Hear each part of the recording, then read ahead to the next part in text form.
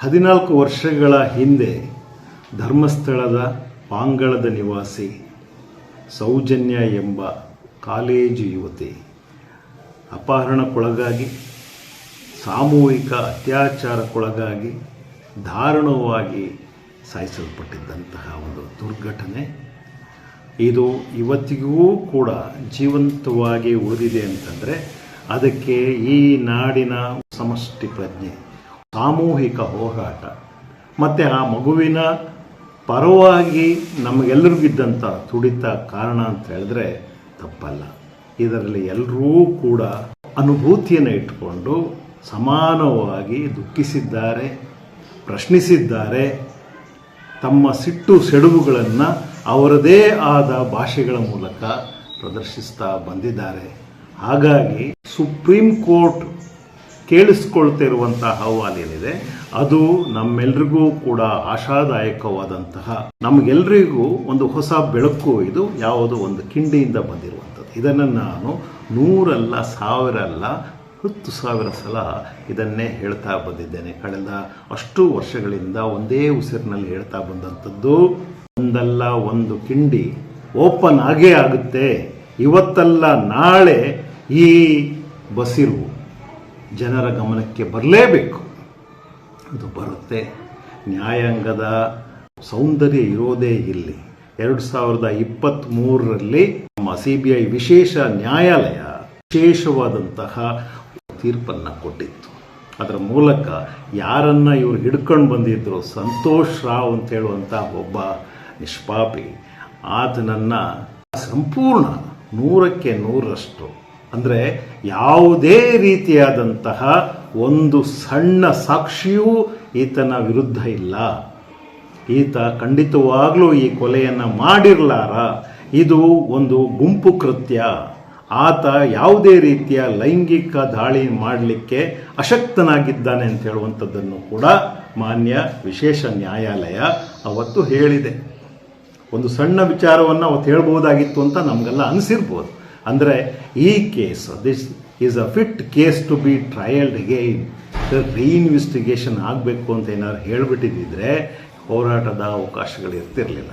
ಏನೇ ಇರಲಿ, ಅದರಿಂದಾಗಿ ಒಂದು ಹೋರಾಟ ಸೃಷ್ಟಿಯಾಗಿದೆ.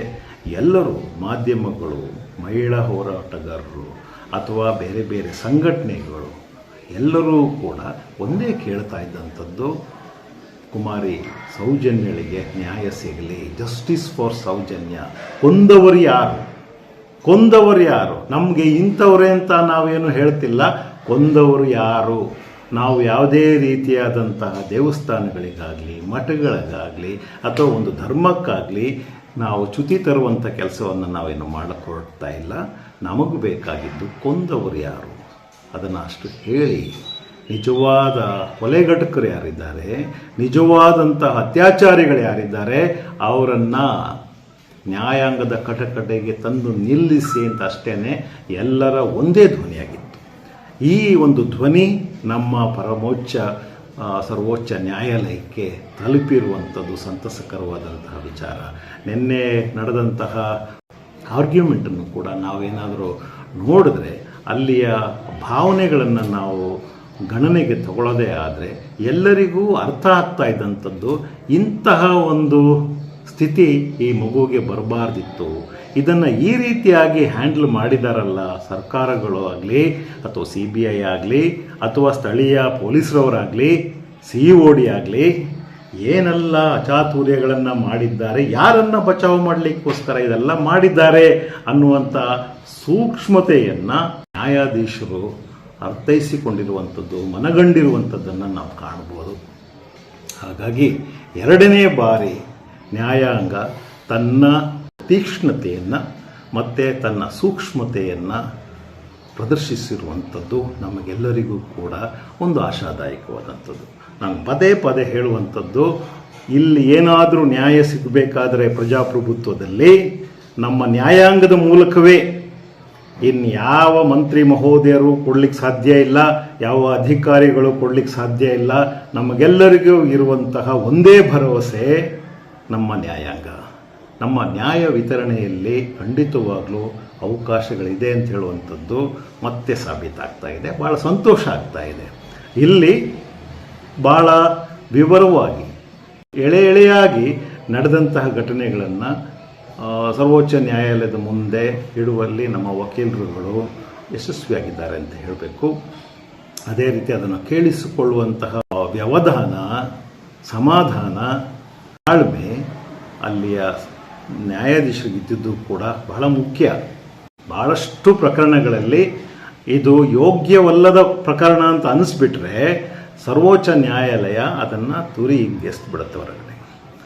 This is not going to be trial here, go back to your ಹೈಕೋರ್ಟ್ನಲ್ಲಿ ಏನಾದ್ರು ಮಾಡ್ಕೊಳ್ಳಿ ಅಂತ ಇಟ್ಬಿಡುತ್ತೆ. ತಗೊಂಡು ಅರ್ಧ ಗಂಟೆ ವಾದವನ್ನು ಕೇಳಿದೆ ಅಂತಂದರೆ ಅದರ ಒಂದು ಮ್ಯಾಗ್ನಿಟ್ಯೂಡ್, ಅದರಲ್ಲಿರುವಂತಹ ಮಾನ್ಯತೆ ಅಥವಾ ಅದಕ್ಕಿರುವಂತಹ ಮಹತ್ವವನ್ನು ಮಾನ್ಯ ಸರ್ವೋಚ್ಚ ನ್ಯಾಯಾಲಯ ಕಂಡುಕೊಂಡಿದೆ ಅಂತಲೇ ಅರ್ಥ. ಮುಂದೆ ಖಂಡಿತವಾಗ್ಲೂ ಕೂಡ ಒಳ್ಳೆಯ ಇನ್ವೆಸ್ಟಿಗೇಷನ್ ನಡೆಯುತ್ತೆ. ಅದು ಪ್ರಕರಣದ ಮೇಲೆ ಹೆಚ್ಚು ಬೆಳಕನ್ನು ಚೆಲ್ಲುತ್ತೆ. ನಿಜವಾದ ಆರೋಪಿಗಳು ಯಾರಿದ್ದಾರೆ ಅವರು ಖಂಡಿತವಾಗ್ಲೂ ನೇಣುಗಂಬಕ್ಕೆ ಏರ್ತಾರೆ ಅಂತ ಹೇಳುವಂತಹ ಭರವಸೆ ನಮ್ಮದು. ಇಲ್ಲಿ ಮತ್ತೆ ನಮ್ಮ ವಕೀಲರುಗಳು ಹೇಳ್ತಾ ಇದ್ರು, ಯಾರ್ಯಾರು ಇದ್ರ ವಿರುದ್ಧ, ಈ ಪ್ರಕರಣದ ವಿರುದ್ಧ ಸಾಕ್ಷಿ ಹೇಳಲಿಕ್ಕೆ ಬಂದಿದ್ರು ಸ್ವಾಮಿ, ಅವರೆಲ್ಲರೂ ಕೂಡ ಇವತ್ತು ಪರಲೋಕ ಸೇರ್ಕೊಂಡ್ಬಿಟ್ಟಿದ್ದಾರೆ, ಹೆಂಗೋ ಗೊತ್ತಿಲ್ಲ, ಎಲ್ಲರೂ ತೀರ್ಕೊಳ್ತಾ ಇದ್ದಾರೆ, ಏನು ಕತೆ ಇದ್ರದು ಅನ್ನೋಂಥದ್ದನ್ನು ನಮ್ಮ ನ್ಯಾಯಾಲಯದ ಮುಂದೆ ಇಟ್ಟಾಗ ಮಾನ್ಯ ಸರ್ವೋಚ್ಚ ನ್ಯಾಯಾಲಯದ ನ್ಯಾಯಾಧೀಶರು ಅದನ್ನು ಬಹಳ ಗಂಭೀರವಾಗಿ ಪರಿಗಣಿಸಿ ಯಾರ್ಯಾರು ಇನ್ನೂ ಸಾಕ್ಷಿಗಳು ಉಳ್ಕೊಂಡಿದ್ದಾರೆ ಅವರಿಗೆ ಸರಿಯಾದ ಪ್ರೊಟೆಕ್ಷನ್ನ ಕೊಡಲಾಗುವುದು ಅಂತ ಹೇಳಿದ್ದಾರೆ. ಇದನ್ನು ಮತ್ತೊಂದು ಸಲ ಹೇಳ್ತಾ ಇದ್ದೇನೆ.